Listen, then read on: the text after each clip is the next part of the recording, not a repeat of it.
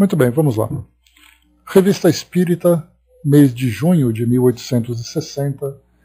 Nós estamos na sessão Conversas Familiares de Além-Túmulo, a terceira parte do nosso encontro sobre a entrevista de Kardec com a Senhora do Rei.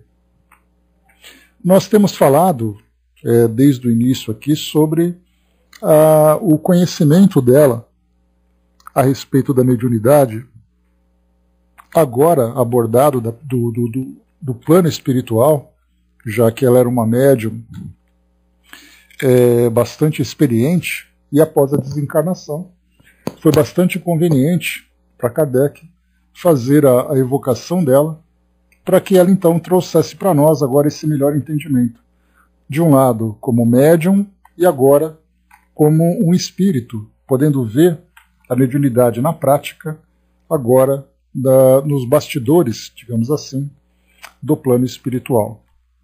Nós vimos aqui várias orientações que ela foi trazendo, Kardec trazendo para nós aqui sobre a relação do médium com os espíritos, o tipo de espíritos que são atraídos de acordo com médiums, de acordo com aqueles que fazem as perguntas, né, para que o espírito responda. Então, tudo mostrando ali que, de acordo com a intenção e de acordo com as condições do médium, nós teremos ali determinadas companhias espirituais, mas que os bons espíritos também ali sempre juntos, acompanhando, avaliam então a intenção daquele que faz a evocação, daquele que faz a pergunta, e mesmo através de médiums imperfeitos, esses espíritos então se comunicam. Falava também aqui sobre as respostas que ela trazia, se as respostas eram todas dela ou se ela recebia a inspiração de outros espíritos, né? Então ela respondeu que sim, embora ela respondesse também ali com o seu conhecimento, ela recebia então essa inspiração desses espíritos que traziam essas orientações, né, mais assertivas, orientações com maior esclarecimento, né? Então, esse foi aqui um pequeno resumo, né, desse conteúdo que nós aqui tivemos, né? Perguntando também se um médium que fosse obsediado durante a sua jornada terrena, se no plano espiritual ele continuaria nesse processo de obsessão, sendo perseguido por aquele espírito. E ela disse que sim. Da mesma forma que um espírito, então, que o médium consegue se livrar da obsessão pela sua transformação interior, repelindo aquela influência, no plano espiritual acontece também esse mesmo afastamento, pelo fato da sua transformação moral ter proporcionado a ele essa proteção.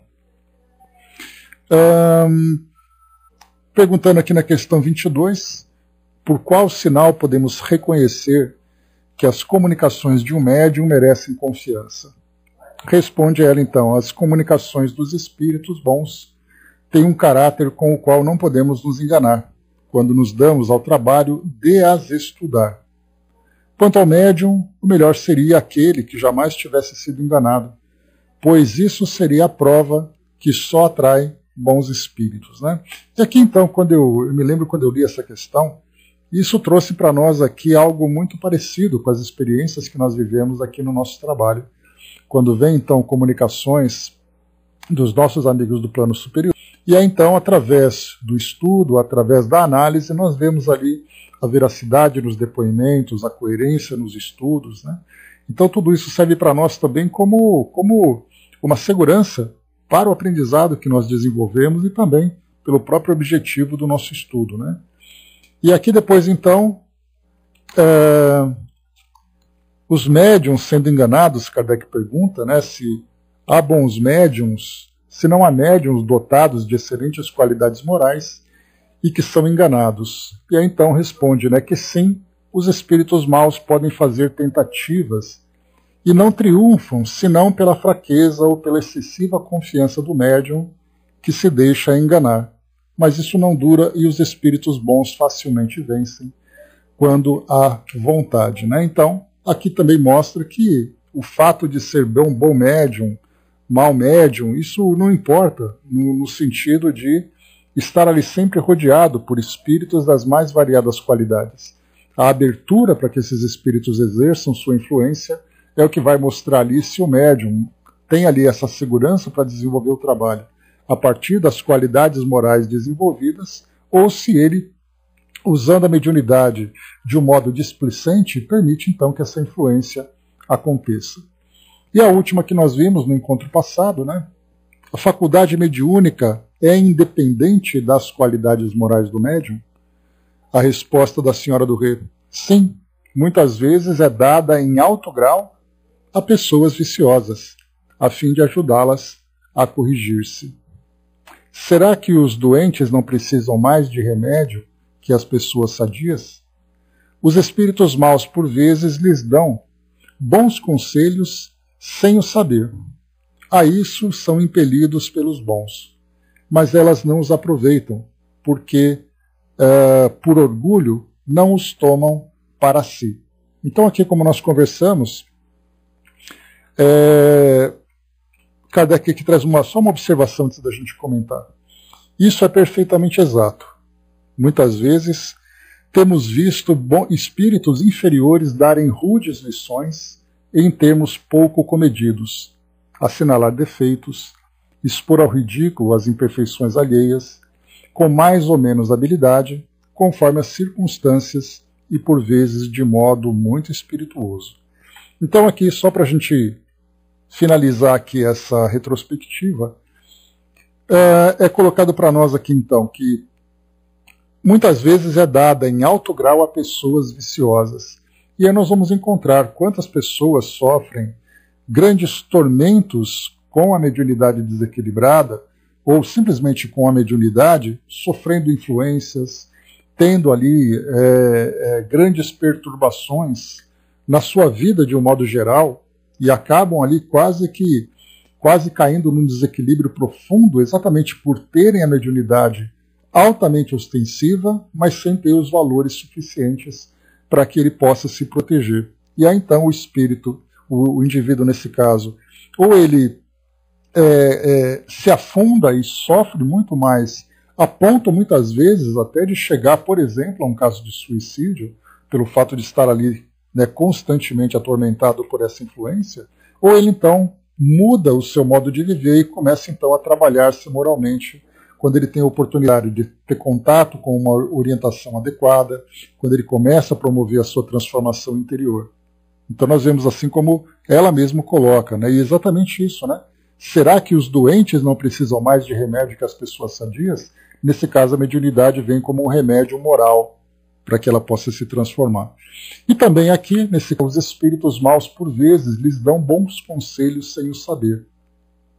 A isso são impelidos pelos bons. Então a gente lembra que muitos espíritos que estão ali, pró-médiums, exercendo um processo obsessivo, sem que eles percebam, recebendo ali então intuições, influências de espíritos que estão ali imbuídos, né, com a vontade de auxiliar aquele médium na sua transformação moral, espíritos fazem com que esses obsessores falem, ajam de forma que vão conduzir, portanto, esse médium a uma transformação, despertar nele ali a sua consciência, chamar a atenção para que ele observe detalhes a respeito de si mesmos. Então, nesse caso, pode, como ela coloca também, né, mas eles não os aproveitam, porque por orgulho não os tomam para si. Eis aí então que nós temos, né, que existe ali uma grande cadeia no plano espiritual para que seja cumprida aquela determinação que eu sempre trago para vocês, né? Todos nós estamos definitivamente condenados à felicidade. Então, portanto, essa felicidade se dará a partir da evolução. O espírito jamais ficará eternamente estagnado naquela condição moral. Então ele vai sempre evoluindo, e para isso o plano espiritual utiliza, a partir dessa própria lei divina, né, nessa grande cadeia de solidariedade, utiliza os mais variados recursos e estratégias para que todos nós nos transformemos e alcancemos esse objetivo. Bom dia, Mabel. A Angelina colocou para nós aqui, deixa eu ver. Assistimos uma pessoa que não conseguia dormir pelo assédio dos espíritos. E no nosso trabalho, Angelina, do espiritismo.net, né, no nosso atendimento fraterno, não é raro chegar ali solicitações para nós de pessoas que vivenciam, que não são espíritas ou que são espíritas, mas que vivenciam experiências complicadas no campo da mediunidade, né, trazendo ali transtornos muito complicados. Pessoas, por exemplo, em alguns casos, que mostram que quando elas acabam se alcoolizando, elas passam por transtornos relacionados com a mediunidade. Então, vêm, falam coisas, a família comenta, né, olha, tal pessoa da minha família acabou bebendo no fim de semana, aí a expressão dela se modificou, ela começou a ver coisas, falar coisas estranhas e tudo mais. Então já começa a perceber que cada vez que essa pessoa entra nesse desvio moral, através desse como sofrendo transtornos da mediunidade. Então esse é um remédio para alertá-la, para chamar a atenção. Então tem pessoas que trazem relatos dos mais variados, geralmente ou por um comportamento imoral, quando acaba surgindo esse transtorno de um modo muito mais claro, ou mesmo no seu dia a dia, pessoas que não dormem bem, pessoas que na sua condição natural, normal, elas acabam vivenciando isso. Só que esse normal não é o suficiente para que seja. Portanto, ela começa a tomar medidas, começa a mudar o comportamento, como se fosse ali, na verdade, uma terapia que ela vai vivenciando para evitar que esses transtornos aconteçam. Não necessariamente que a mediunidade deixe de ser ostensiva, mas agora ela começa a se relacionar de um modo diferente com a mediunidade. O Braz colocou, tinha um primo que bastava uma colher de cachaça na boca, ele transfigurava, né, mudava até o sorriso. Né? Pois é, né, Braz? Então, cada um ali vai tendo o remédio de acordo com a necessidade. Né? E esses alertas, né, vão acontecendo exatamente para nos auxiliar nessa transformação. E como a senhora do Rei colocou, tem pessoas que mesmo vivenciando isso, por orgulho acaba não se transformando. Então, né, a natureza ali vai fazendo o seu trabalho, né, a grande professora, a dor, vai se fazendo presente. Né? A Angelina colocou, né, era de outra religião e não aceitava o tratamento. Indicamos procurar o dirigente da religião. Desculpem.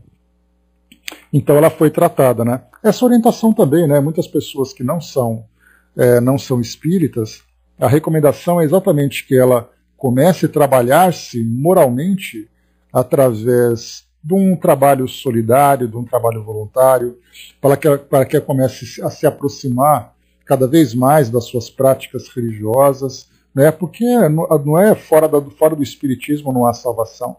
A gente lembra, né, que os espíritos trabalham junto a essas pessoas necessitadas, né, seja em qual ambiente for, desde que elas se coloquem em condições de receber esse auxílio através da transformação moral. Então, a aproximação da religião, das práticas, isso também faz parte desse processo terapêutico espiritual. Né? Vamos lá. Próxima questão, 25. Quando é de outra religião, é só por o nome dela ou dele, em um centro apométrico. Não, quando é de outra religião, Braz, é só trabalhar moralmente com ela que já é o suficiente. Né? Há diversas formas de auxílio, até mesmo dentro da própria doutrina espírita você pode, né, fazer ali uma solicitação de atendimento espiritual para essa pessoa, que ela já vai ser ali auxiliada. Mas a gente lembra que não é o suficiente se a própria pessoa não se transformar moralmente. Você pode fazer qual recurso for. Um espírito sai, o outro vem, porque a porta continua aberta. Né? Então é importante que haja transformação moral. Por isso que essa é a grande importância de orientar essa pessoa a se espiritualizar cada vez mais, a mudar-se moralmente. Né? Questão 25. Os espíritos bons podem comunicar-se por maus médiums? A resposta: algumas vezes médiuns imperfeitos podem receber belas comunicações, que não procederiam senão dos bons espíritos. Mas, quanto mais sábias e sublimes, tanto mais culpados serão os médiuns por não as aproveitar. Ó sim, são muito culpados e sofrerão cruelmente por sua cegueira. Ou seja, espíritos então elevados trazem mensagens de cunho elevado para médiuns imperfeitos. E esses médiuns imperfeitos, nós dizemos a respeito da sua condição moral.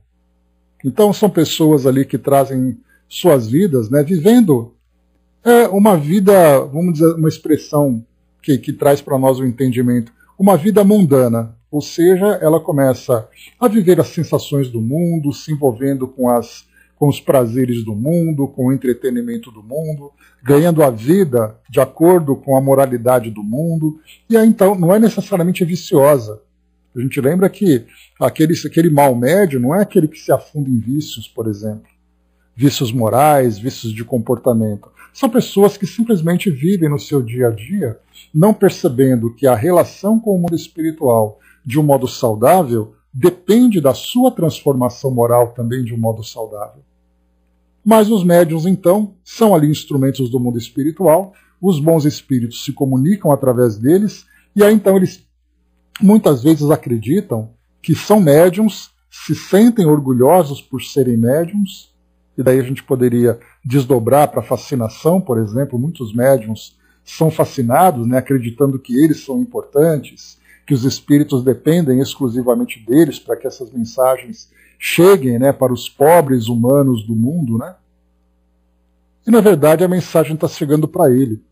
Então essas mensagens de cunho mais elevado, que trazem ali orientações importantes, o médium é o primeiro leitor, ele é o primeiro ouvinte, e portanto é para ele essa mensagem. Mas se ele não se aproveita, então depois, num sofrimento futuro, no plano espiritual, ele vai dizer, mas os espíritos, eu servia de instrumentos para que os espíritos elevados se comunicassem comigo. E ele acha que isso é o suficiente. Ele não percebeu que a transformação moral que é que se comunica, que é o que faz a diferença para ele, e não a comunicação com quem ele recebe, a comunicação que acaba chegando, então, que ele acaba divulgando, inclusive, para o mundo todo, né? Sem essa preocupação de usar para si mesmo. Próxima questão, 29. As boas intenções e as qualidades pessoais de quem interroga podem conjurar os espíritos maus, atraídos por um médium imperfeito, e lhe assegurar boas comunicações? Então, eu tenho ali uma pessoa que faz as perguntas aos espíritos.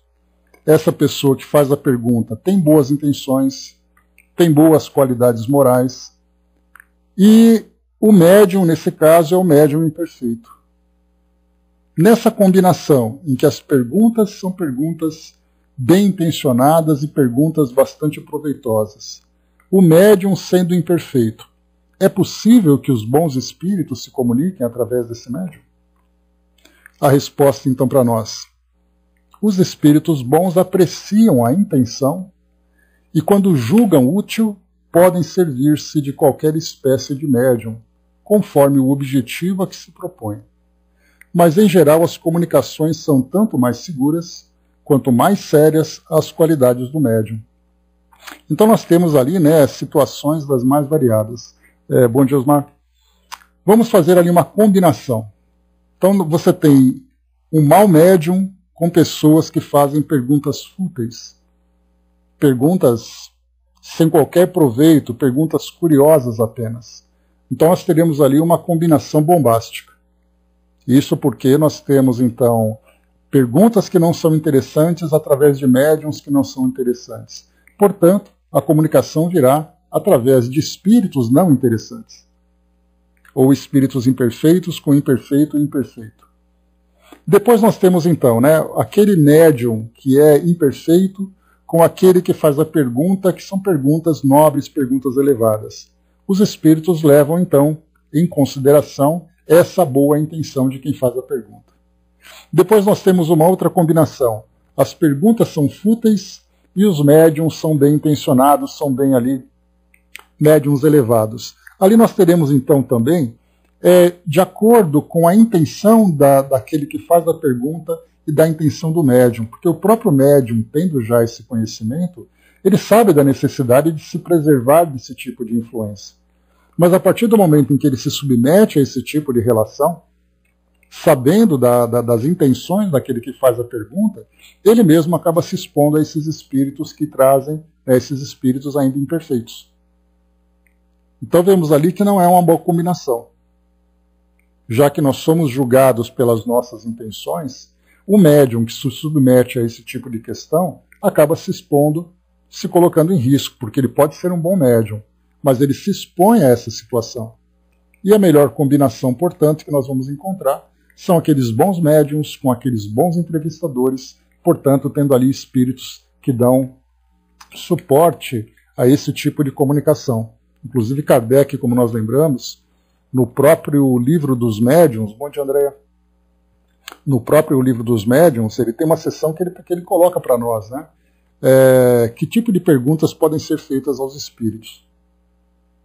E aí então são perguntas, claro, não são perguntas curiosas, não são perguntas a respeito de suas vidas pessoais, relacionadas com a vida, com vida afetiva, com vida financeira, curiosidades, né, relacionadas com o mundo cotidiano nosso. Então os espíritos levam em consideração sempre, claro, né, considerando a dor daquela pessoa. Por exemplo, alguém que faz participa de uma reunião mediúnica, seja ela dentro de um centro espírita, seja uma reunião doméstica, e ele então ele sente uma dor muito grande, por exemplo, na perda de um ente querido. Ou então ali mesmo que ele tenha ali uma dor que esteja provocando nele, né, um grande desequilíbrio, e ele faz perguntas aos espíritos, ele vai receber respostas, não para trazer ali a curiosidade. Como, por exemplo, vamos falar de uma situação que é bastante frequente, né, que nós vemos na nossa vida comum aqui. Por exemplo, né, aqui em São Paulo nós encontramos nas paredes, nos postes, né, panfletos grudados, trazemos o seu amor de volta em 7 dias. E aí vamos supor que uma pessoa como essa, que embora ela esteja ali sofrendo com essas questões afetivas, ela receba a comunicação do plano espiritual. A resposta, na verdade, não vai se dizer para ela se ela vai receber de volta ou não esse amor perdido, mas que ela deve desenvolver dentro de si o alto amor, que ela deve seguir em frente, que ela deve se manter sempre fortalecida com a sua fé, que a vida dela não gira em torno de uma relação afetiva, mas é necessário que ela se desenvolva espiritualmente. Então nós vemos que a pergunta dela pode ser uma pergunta voltada para essa questão muito ligada ao mundo material. Mas a gente percebe que a dor dela é reconhecida pelos espíritos e, portanto, embora ela faça uma pergunta como essa, a intenção dela é positiva porque ela está sofrendo por aquilo. Então nós vemos isso, por exemplo, no próprio atendimento fraterno, que acontece nas casas espíritas, que acontece nos grupos virtuais como o nosso. Então a pessoa traz uma pergunta banal, aparentemente, mas que, na verdade, ela encobre uma dor profunda. E a nossa resposta, então, vai em busca dessa dor profunda e levar para ela o esclarecimento. Essa é a parte importante que nós temos, então, que observar no comportamento dos espíritos. Dudu colocou, né, estranho quando ele fala essa espécie de médium, né? Pois é uma questão técnica, né? É uma expressão técnica que ele utiliza sobre essa espécie de médium, esse tipo de médium, né? Próxima questão, vamos em frente. Deixa eu ver aqui.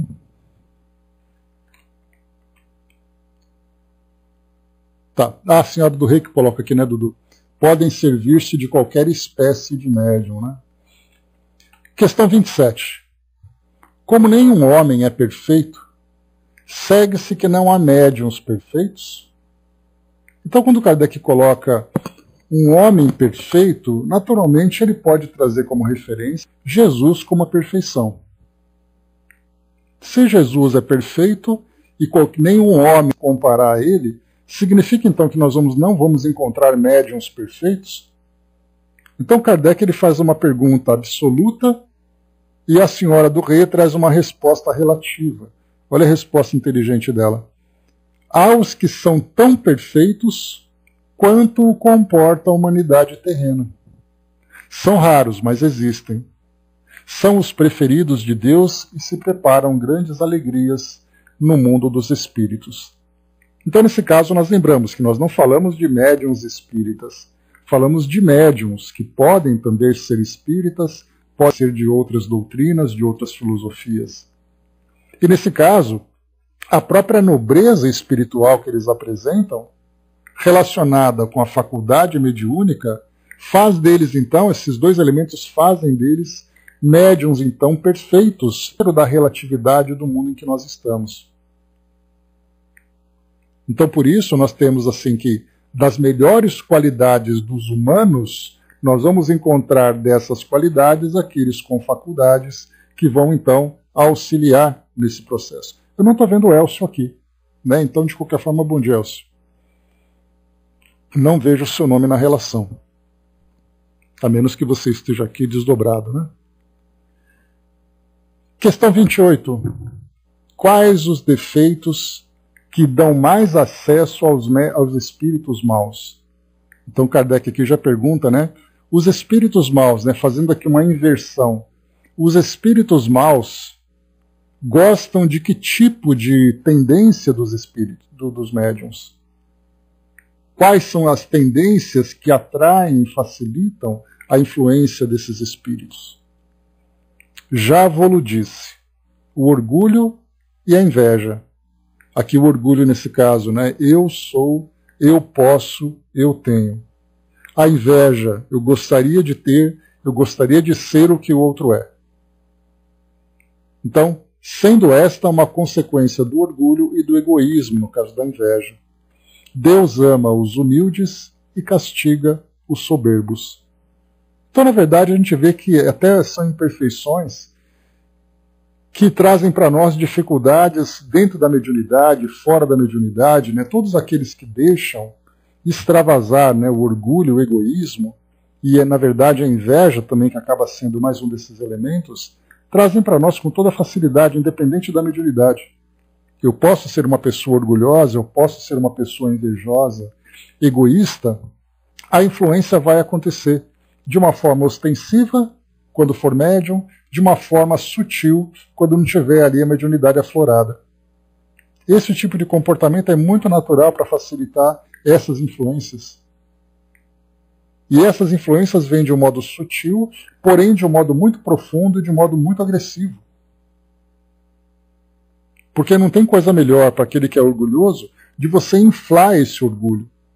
Para aquele que é invejoso, você inflar essa inveja, instigando nele o desejo de ser aquilo que ele acha que é, ou de ter aquilo que ele gostaria de ter. Então é muito importante perceber que o orgulho e o egoísmo já são tendências naturais que todos nós temos. E acaba se tornando um empecilho muito maior quando, no caso, do exercício da mediunidade. Questão 29. Disso concluís que o médium que não é humilde não merece nenhuma confiança? Engraçado que Kardec ele faz aqui sempre perguntas, né, com essa visão absoluta, né? Quer dizer que ou você é ou você não tem meio termo? Não, de maneira absoluta. Mas se no médium reconheceis orgulho, inveja e pouca caridade, tendes muito mais chances de ser enganado. Então, quer dizer, chance de ser enganado. Quer dizer, quanto mais o médium dá vazão a essas imperfeições morais relacionadas, por exemplo, com a falta de humildade, com a falta de orgulho, não significa que ele não vá fazer um bom trabalho. E, na verdade, basta você ir numa casa espírita qualquer e começar ali a analisar, né, se isso nos fosse possível, analisar ali os valores morais dos médiuns, todos, de um modo geral, médiuns, não médiuns, mas especialmente médiuns, trazem aquela gota de orgulho, aquela gota de vaidade. Isso faz parte da nossa natureza. E como eu falei para vocês, não é o fato de ser médium que vai fazer com que isso se manifeste. Nós temos orgulho dentro do nosso trabalho, nós temos orgulho dentro da nossa vida cotidiana. O problema é quando isso se torna algo que faz com que nós distorçamos a realidade. Porque o orgulho ele é saudável. Né? O orgulho para nós ele é um ingrediente divino, como a gente já conversou, que fez parte da nossa natureza e faz parte da nossa natureza, que é aquilo que nos dá motivação para poder reconhecer as boas realizações, reconhecer o nosso bom trabalho. Mas a partir do momento quando nós extrapolamos esse entendimento e achamos que nós somos realmente melhores do que os outros, fazendo comparação e tudo mais, aí sim chega para nós de modo nocivo. Então aquele médium que trabalha e ele começa então a se valorizar pelo fato de ter boas comunicações, pelo trabalho que ele faz, então isso começa a mostrar uma imperfeição moral. E para isso então faz com que ele se exponha a essas influências. Porque basta que você reconheça que você fez um bom trabalho, que vem alguém e dá aquela sopradinha no seu ouvido dizendo, realmente você é muito bom. Aí então a gente já abre aquele sorriso, já começa a ficar então um pouco mais inflado, um pouco mais vaidoso, inclusive, e aí então começa a facilitar para nós a queda moral. Então por isso, todos nós, apesar das imperfeições, temos ali, né, condições de fazer bons trabalhos. O problema é quando a gente perde o controle de tudo isso. Porque existir, existe, nós não conseguimos ainda, né, extirpar isso da nossa personalidade, da nossa natureza humana. O problema é quando nós perdemos esse controle e aí então nós nos desviamos do caminho, né, que nós mesmos traçamos para o nosso crescimento. Kardec coloca uma observação aqui para nós e ele diz assim: o que leva a perder muitos médiuns é o fato de se julgarem os únicos capazes de receber boas comunicações e a desprezarem as dos outros. Julgam que são profetas, quando não passam de intérpretes de espíritos astuciosos que os enlaçam em suas redes, persuadindo-os de que tudo quanto escrevem é sublime e não mais precisam de conselhos. A crença de certos médiuns na infalibilidade e na superioridade de suas comunicações é tal que nelas tocar é quase uma profanação. Delas duvidar é quase uma injúria. Mais ainda, é até expor-se a deles fazer inimigos, porquanto mais valeria dizer a um poeta que os seus... Esse sentimento, aqui em cima o que Kardec coloca é, se alguém faz um poema e você fala que poema é ruim, ok. Agora, quando você recebe uma comunicação dos amigos espirituais, e aqui esses amigos a gente pode até colocar entre aspas, e você se julga que você é superior, que você é muito bom, que as suas mensagens são infalíveis, é muito mais ofensivo para o médium do que para o poeta. É o que Kardec faz a comparação para nós. Esse sentimento, que tem por princípio evidente o orgulho, é alimentado pelos espíritos que os assistem e que têm muito cuidado em lhes inspirar o afastamento de quem quer que os possa esclarecer. Isso só deveria ser suficiente para lhes abrir os olhos, caso não estivessem fascinados. Por isso, então, que Kardec classificou, quando ele fez os estudos, né, a respeito da mediunidade, e quando ele elaborou para nós o livro dos médiuns, ele trouxe ali, então, a obsessão simples, a fascinação e a subjugação, e depois estudou a possessão.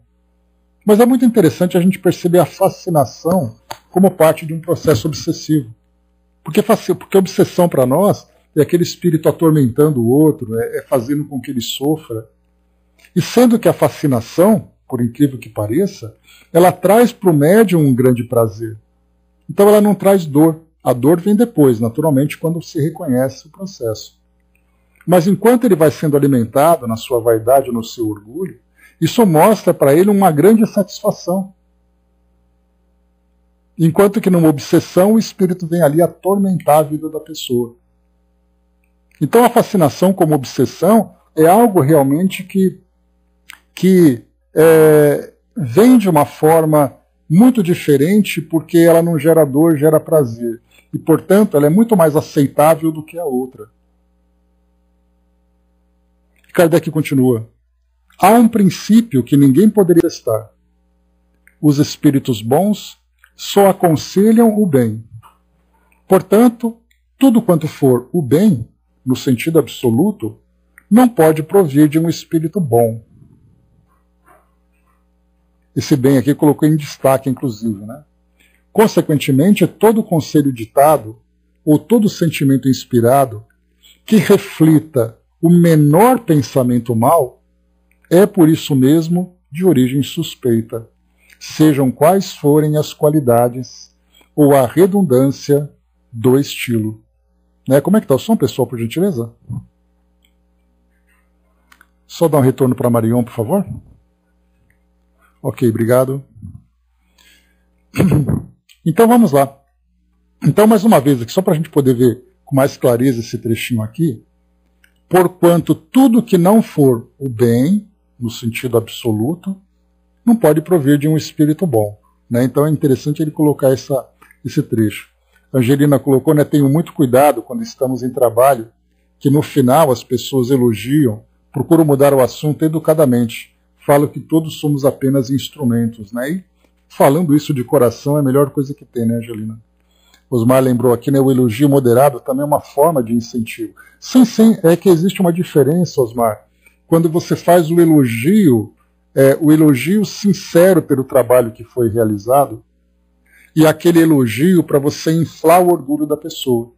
Porque você pode receber o elogio de um espírito bom, como você pode receber o elogio de um espírito que tem a intenção de fazer com que você se veja diferente daquilo que de fato você é.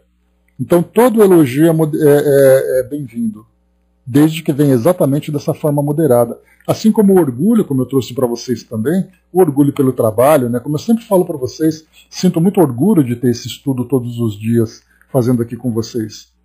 E é o orgulho de poder que nós estamos com essa oportunidade de estudos, que nós todos aprendemos juntos, que nós compartilhamos a nossa experiência.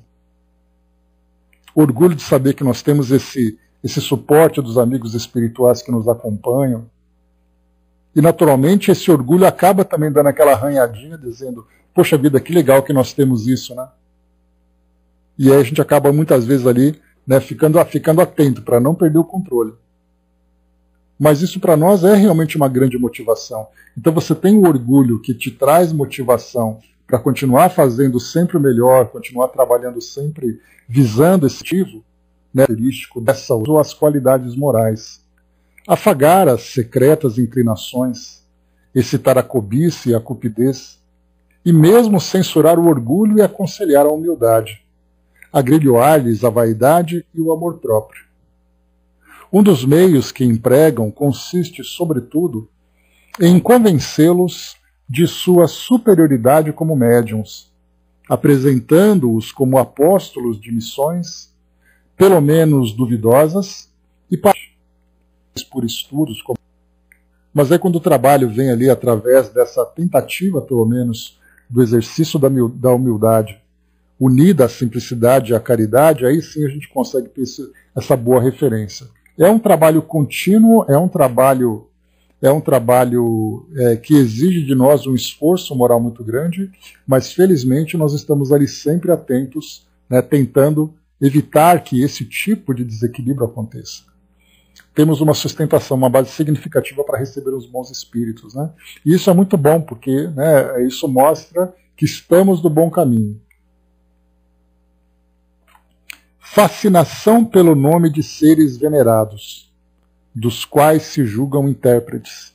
Não percebem as verdadeiras intenções dos falsos espíritos, malgrado seu, porquanto seria impossível a espíritos inferiores simular completamente todas as qualidades que não possuem. Os médiuns não se libertarão verdadeiramente da obsessão de que são alvo, senão quando compreenderem essa verdade. Só então os espíritos maus, por seu lado, compreenderão que perdem tempo com pessoas que não poderiam pegar em falta. Então, na verdade, aqui vem claramente aquilo que a senhora do Rei colocou anteriormente, mostrando que o remédio vem para quem precisa. Então, o trabalho, a responsabilidade, a mediunidade, né? Então, tudo isso vem para nós também como elemento terapêutico, desde que seja bem aproveitado. Porque a gente lembra, né, que a distância ali entre o veneno e o remédio é apenas ali a dose. Né? Uma dose maior de um remédio vira veneno. Então, por isso, a mesma coisa também dentro desses trabalhos, dessas oportunidades que nós temos para falar sobre a doutrina espírita, porque até mesmo dentro do meio religioso é assim. Quantos religiosos também caem, né? E uma dose menor vira vacina, exatamente. Então, quantos religiosos ocupando posições importantes de falar em nome da fé, acabam se exaltando no seu orgulho exatamente por um processo obsessivo de fascinação. Acreditam de fato serem ali portadores, né, da voz de Deus. E depois levam tantas e tantas pessoas a sofrerem, né, por causa da forma como foram conduzidas a abismos, né, de desilusão, de falta de fé. Me recordo até, né, de orientação que era sempre passada dizendo que muitas vezes aqueles que hoje trazem responsabilidade de falar da doutrina espírita para levar esse esclarecimento do mundo espiritual foram esses mesmos que falavam, mas que falavam ali doutrinas falsas e levaram tantas pessoas ao sofrimento. Ou seja, né, no passado usavam mal, agora tentam ou têm a oportunidade de usar por bem essa mesma faculdade, né, da oratória, por exemplo. Diz aqui para nós. Então, o próximo item que a gente tem aqui, Sociedade, 25 de maio de 1860. Aqui, então, é um outro encontro que Kardec teve com a Senhora do Rei, dando continuidade aqui nessas comunicações. Antes de começar, né, diz assim para nós, Angelina trouxe, né? Procuramos compreender que somos seres caídos no passado e ainda estamos caindo. Então a mediunidade é a oportunidade de termos, de aos poucos, saindo das imperfeições, chegar a um melhor lugar. É preciso disciplina e humildade para se vencer os 3 fatores que nos impedem de seguir e alcançar degraus, né? Então, obrigado pela colocação aqui para nós. Traz exatamente isso, né? São sempre oportunidades que nós temos no presente de resgatar o passado. E não tem oportunidade melhor do que nos colocar em relação com o mundo espiritual. E nessa relação com o mundo espiritual, temos a oportunidade de exercermos uma boa tarefa. Porque fica muito mais difícil quando nós simplesmente vivemos ali a nossa vida cotidiana sem termos a consciência despertada para essa realidade do espírito. Fica muito mais difícil porque você vai trabalhar, fazer as suas atividades profissionais, viver as suas relações, e nisso tudo tendo que se melhorar moralmente sem entender o objetivo. Porque você se lembra que nós estudamos uma vez, se não me engano, foi no Evangelho segundo o Espiritismo, que foi trazido para nós assim: as pessoas, para serem felizes, precisam se tornar pessoas boas. Mas quando você não acredita no mundo espiritual, por que você tem que ser bom? Se o bom é sempre aquele que mais sofre. Porque para aquele que não tem fé no mundo espiritual ou na sua própria realidade espiritual, a bondade é um grande desafio. Porque a impressão que nós temos do nosso mundo é que aqueles que são astutos, que são os mais espertos, são aqueles que se dão melhor. Então por que eu tenho que fazer esse grande sacrifício? Agora, quando nós temos a oportunidade de estarmos nas mesmas condições, de vivermos as nossas atividades profissionais, de vivermos as nossas relações sociais, e ainda por cima temos essa aproximação com o mundo espiritual, isso é, sem dúvida nenhuma, um grande benefício que nós temos, que veio através do merecimento, sem dúvida. Então nós não podemos nos equivocar dessa realidade do plano espiritual. E essa é a melhor motivação que nós temos. Embora para outras pessoas, mesmo que o mundo espiritual seja ali, né, escancarado a partir da mediunidade, ele nega. E essa negação faz com que ele sofra agora e continue sofrendo depois. Então, felizes de nós que temos oportunidade de estarmos nesse caminho de reflexões, de aprendizado. Mas muito bem, né? O Braz lembrou ali na disciplina, né? São pilares ali que não podem faltar de forma alguma. Então, Sociedade, 25 de maio de 1860. Kardec continua então. Aqui ele muda, né? Ele muda, como eu falei para vocês na semana passada, aqui ele muda um pouco a perspectiva dele, né, das perguntas que ele faz. Ao que parece, vosso marido possui a faculdade da vidência. Ele a tem realmente? Sim, positivamente. Diz ele vos ter visto 2 vezes após a vossa morte. Isso é verdade? É bem verdade. Os médiuns videntes estão expostos a serem enganados pelos espíritos impostores, como os médiuns escreventes? Aqui é pergunta curiosa de Kardec, né? Porque você pode, para o médium escrevente, que é o médium psicógrafo, né? Ele pode ser enganado porque um espírito pode trazer um texto e depois colocar uma assinatura qualquer. Você vai acreditar que aquele texto pertence àquela pessoa. Porque você não tem como comprovar que não seja. No caso do médium vidente, ele está vendo. Como é que ele pode ser enganado através da visão? É colocado para nós aqui. São enganados menos vezes que os médiuns escreventes, mas igualmente podem sê-los, pelas falsas aparências, quando não são inspirados por Deus. Sob os faraós ao tempo de Moisés, os falsos profetas não faziam milagres que enganavam o povo? Só Moisés não se enganava, porque ele era inspirado por Deus. Então, nesse caso aqui, nós temos imagens que são projetadas em suas mentes, espíritos que se apresentam com essa ou com aquela característica. Isso, claro, dá muito mais trabalho, né? Porque não é qualquer espírito que simplesmente pode mudar a sua aparência e se apresentar ali ao seu bel prazer. Porque, do contrário, isso seria o caos. Então, quer dizer, a própria lei natural que rege o mundo espiritual, no que diz respeito ao poder da mente, à plasticidade do perispírito, a condição que o espírito tem de se transfigurar. Então, isso exige uma capacidade, ao mesmo tempo técnica, digamos assim, e ao mesmo tempo também moral, da sua elevação. Agora, no caso do médium escrevente, nós mesmos podemos fazer isso. Eu posso escrever uma carta para vocês, pôr no correio, mudar a minha caligrafia, mudar a minha assinatura, vocês vão receber essa carta e vão ler de quem, como se fosse da pessoa que recebeu. Como é que vocês podem provar que não foi ela que escreveu? Agora, quando eu me apresento para vocês, eu tenho que trabalhar um disfarce, eu tenho que mudar a minha aparência, tudo isso então já fica mais difícil. A partir dessa comparação, a gente vai ver que no mundo espiritual não é muito diferente. Por isso, então, a gente vê esse trabalho moral do médium, exatamente para que ele compreenda ali, primeiro o estudo, né? O estudo, a moralidade, para ele entender como funciona, por que há essas comunicações, de que forma que as relações entre o plano espiritual se estabelecem. Então, quanto mais esclarecido, mais atento ele fica.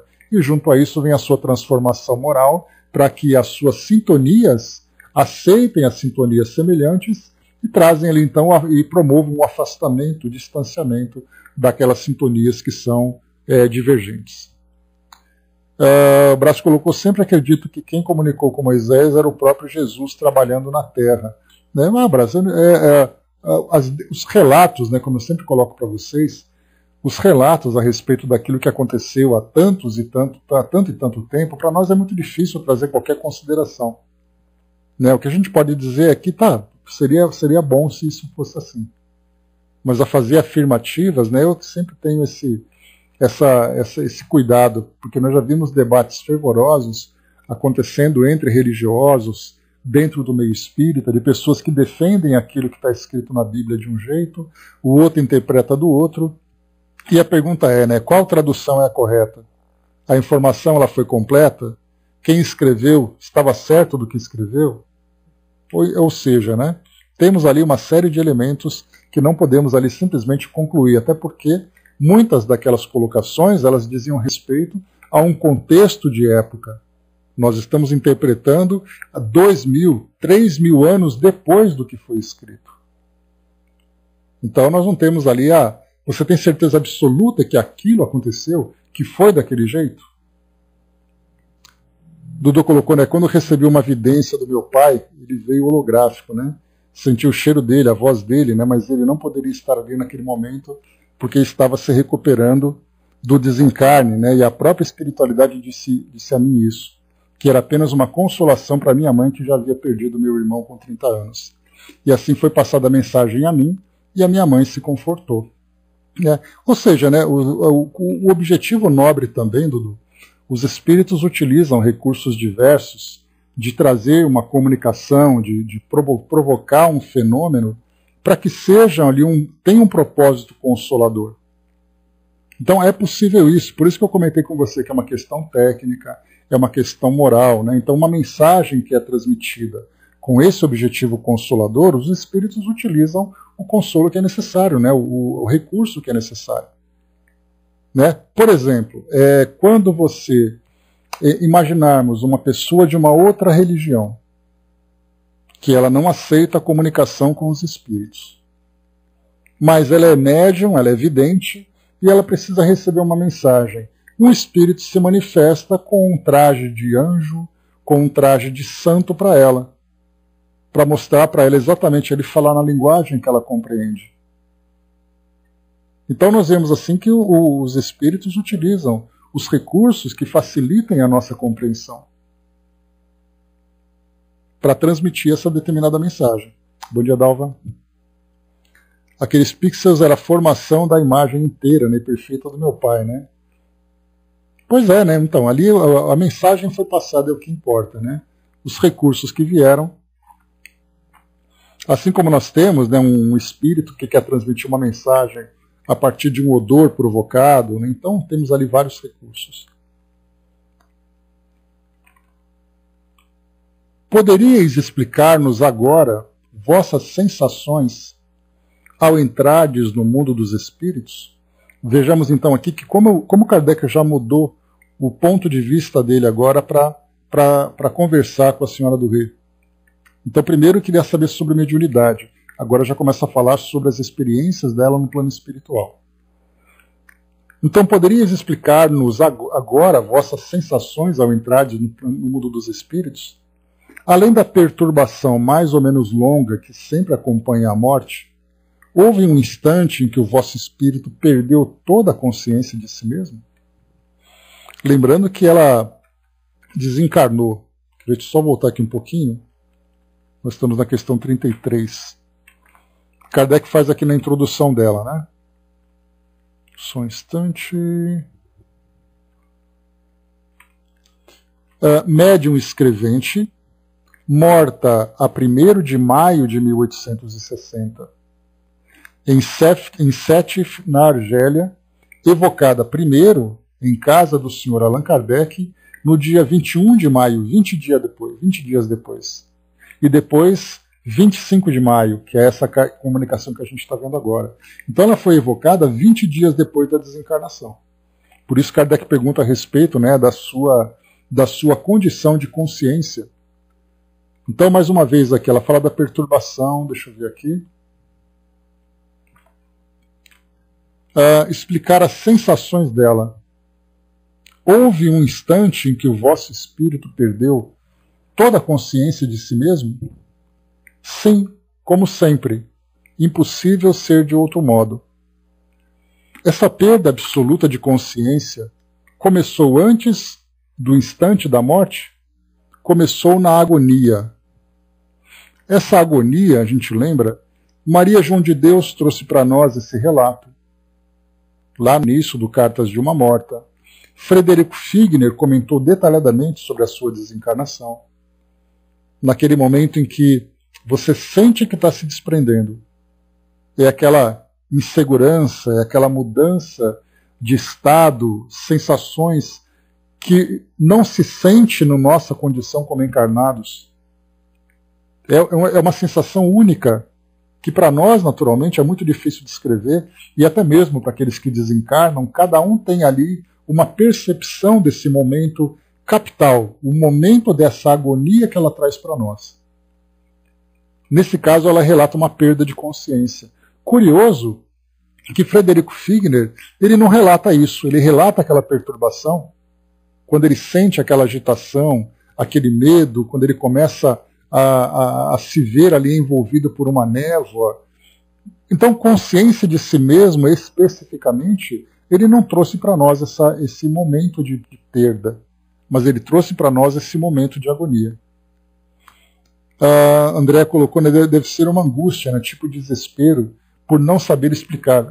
Provavelmente, né, André?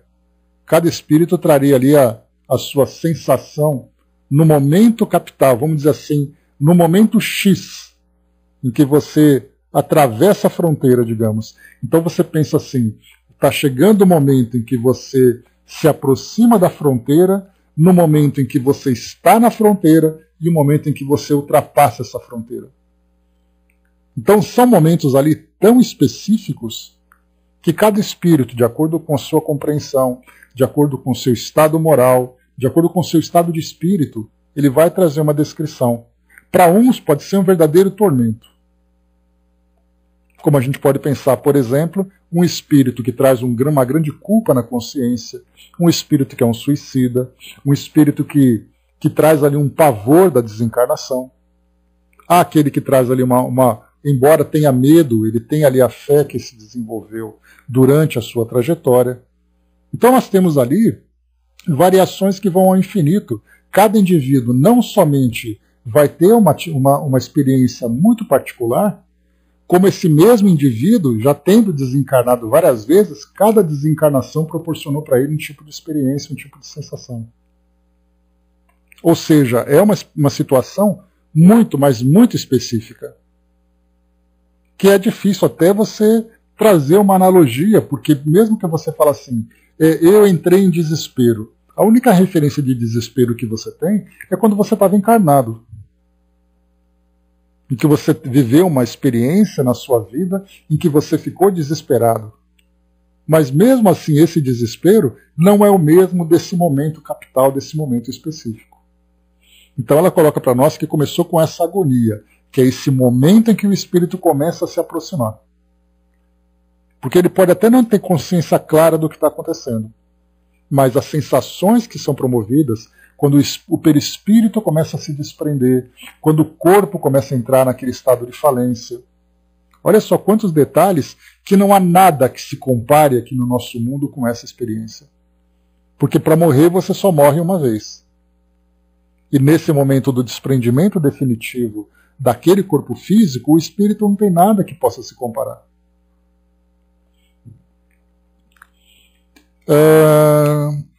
Quase que a maioria morre sem saber que morreu. É engraçado demais, né? É muito semelhante a um sonho corriqueiro. Parece mesmo, viu o Brás? Né? Primeiro, assim, pelo fato de nós estarmos ainda muito materializados, esse momento de desprendimento, pelo fato de nós não entendermos que é como acontece, ou não reconhecermos, demora ali um tempo para saber, para ter essa noção de que a coisa realmente aconteceu. E a morte para nós já é naturalmente um momento de grande tabu. Todo mundo tem medo da morte, né? E você se reconhecer morto é algo realmente doloroso. Angelina Coluna, deixa eu ver aqui. Tá. Dudu colocou, né? Sublime recanto delineado para que a voz daquele que precisa seja desenhada através de letras, frases e mensagens curtas e longas, desejos colocados para a união do espírito, para o espírito que chega devagar, pedindo licença, e você não vê, mas sente essa vontade de desenhar no papel aquilo que àquela hora será o dínamo de uma dor guardada, uma alegria mencionada na saudade, e assim o papel desenhado fica mostrando ao espírito médium que a parte dele foi feita, realizada com vontade. Boa vontade daquele que veio ao plano terrestre para trazer a melhor função que lhe foi dada, para trazer a mensagem que precisava ser desenhada e lida num trabalho responsável entre as duas partes que chegam na transformação de cada um que esteve no local desejado a transmitir o que era para ser escrito ou falado. Obrigado pela comunicação, muito bacana. Trazendo ali, falando sobre a importância do médium. O médium disposto, disponível, o espírito vem, traz a sua mensagem, traz o seu esclarecimento, traz ali o seu desejo, e como foi colocado ali muitas vezes, uma dor guardada, que é transmitida através da comunicação. Muito bacana, muito obrigado pela participação conosco. Depois aqui para nós, então, avança Kardec, falando sobre esse momento da agonia e diz assim para nós. Esse momento de agonia, então, ele persistiu após a morte? Por muito pouco tempo. Ao todo, quanto tempo pode ter durado? Olha como Kardec foi provocativo, né? Cerca de 15 a 18 de vossas horas. Quer dizer, menos de um dia ela viveu esse estado de perturbação. A gente lembra que o senhor Sanson, que foi membro da sociedade, e depois então eles tinham combinado, né, que na desencarnação ele viria trazer ali a sua comunicação. E ele se comunicou durante o seu velório. Né? Então, quer dizer, ele teve ali uma recuperação muito rápida. E claro que isso se juntou ao seu estado moral, isso se juntou ao conhecimento doutrinário que ele tinha, de compreender a realidade do mundo espiritual. Né? Não perde Kardec. Ele é muito perspicaz nesse sentido. Né? Então, por isso ela coloca para nós que o tempo de perturbação dela, de 15 a 18 de vossas horas. E nós já tivemos relatos ali de espíritos que passaram dias, semanas, meses, anos nesse estado de perturbação, vivendo e revivendo aquele grande pesadelo da morte que para ele foi. Essa duração é variável conforme os indivíduos? Certamente. Não é a mesma em todos os homens. Depende muito do gênero de morte. Aqui nós vamos acrescentar, como eu falei para vocês, só para reforçar, é o gênero de morte, é o estado moral, é o conhecimento da realidade espiritual, e até mesmo, né, não é a mesma em todos os homens, e até mesmo nesses mesmos homens, cada desencarnação tem uma característica diferente, porque ele se encontra sempre em grau evolutivo diferente, vivendo experiências diferentes. 38. Quando se consumava o fenômeno da morte, tinhais consciência de que se passava com o corpo? Absolutamente. Deus, que é bom para todas as suas criaturas, quer poupar ao espírito as angústias desse momento.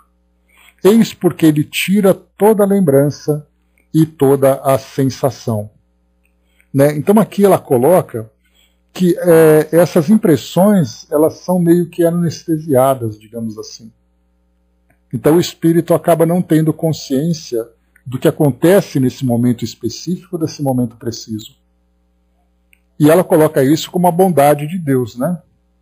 Mas é interessante também a gente perceber que esse foi o merecimento que ela relata para nós. Mas que nós vamos encontrar espíritos que acompanham momento a momento dessa desencarnação como parte da sua necessidade expiatória no momento da desencarnação. Kardec traz uma observação para poder ilustrar aqui essa resposta. Esse fato, que nos tem sido sempre confirmado, é análogo ao que se passa na volta do espírito ao mundo corporal.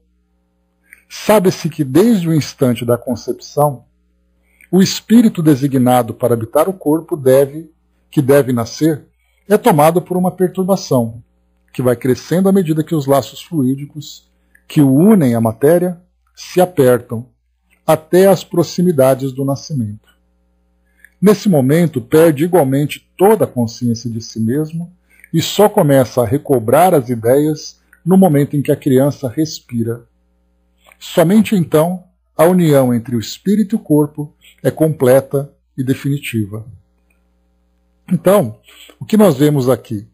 Kardec diz para nós, então, que, fazendo uma comparação entre o que é o espírito passando pelo processo de gravidez. Só que o detalhe é que a gravidez dura 9 meses, né? E a morte, ela acontece de uma hora para outra. E, portanto, ela acaba sendo muito mais violenta. Mas Kardec ele acabou juntando muitas dessas informações, muitos desses relatos que foram apresentados sobre a desencarnação, e ele trouxe para nós, lá no livro O Céu e o Inferno, na segunda parte, no primeiro capítulo, intitulado O Passamento, ele traz ali as diversas condições da desencarnação. Então ele traz, por exemplo, para nós uma desencarnação pelo suicídio, uma desencarnação por uma morte violenta, uma desencarnação por uma doença, mas de alguém que ainda traz ali a juventude.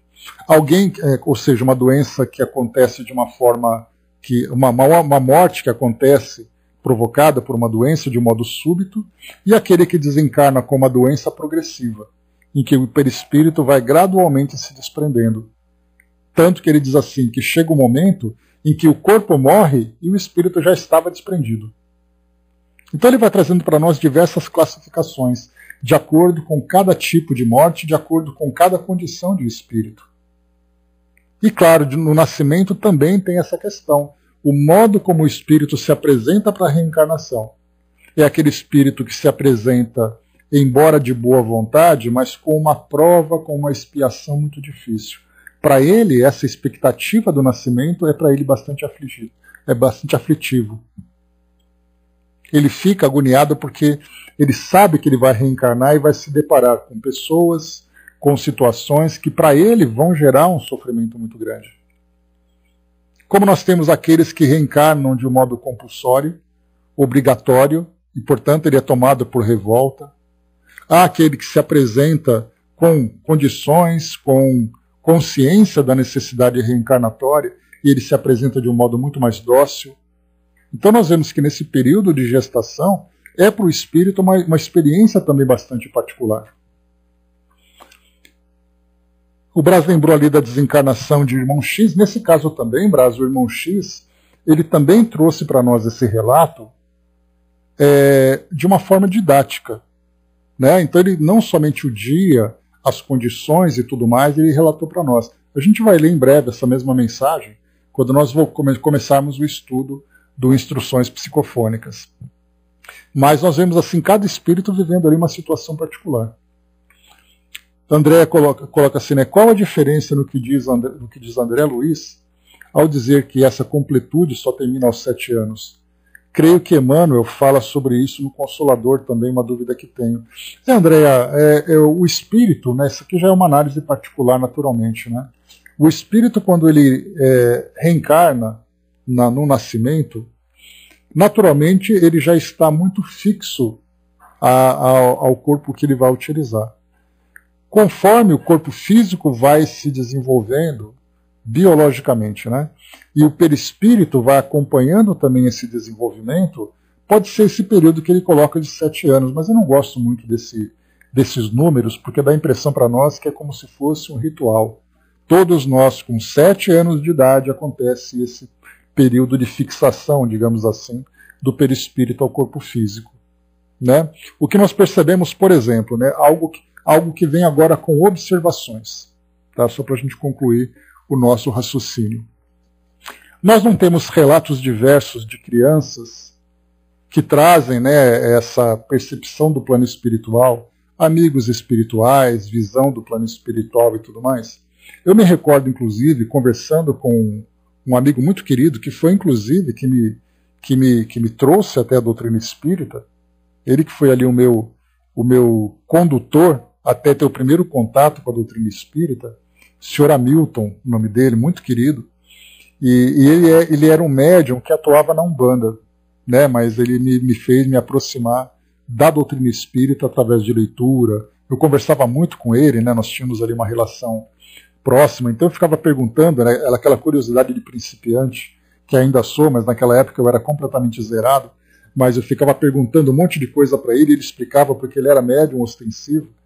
Então ele comentava assim que naquele momento, né, naquele momento de você colocar, em que a criança começa a ter essa percepção do mundo espiritual, ele dizia assim que é muito mais, a criança nesse período ela se encontra muito mais próximo do mundo espiritual do que do mundo físico. Ou seja, pelo fato dela estar nesse processo de adaptação ao mundo espiritual, e por ser um processo de adaptação, ela tem ainda essa percepção do mundo espiritual mais clara.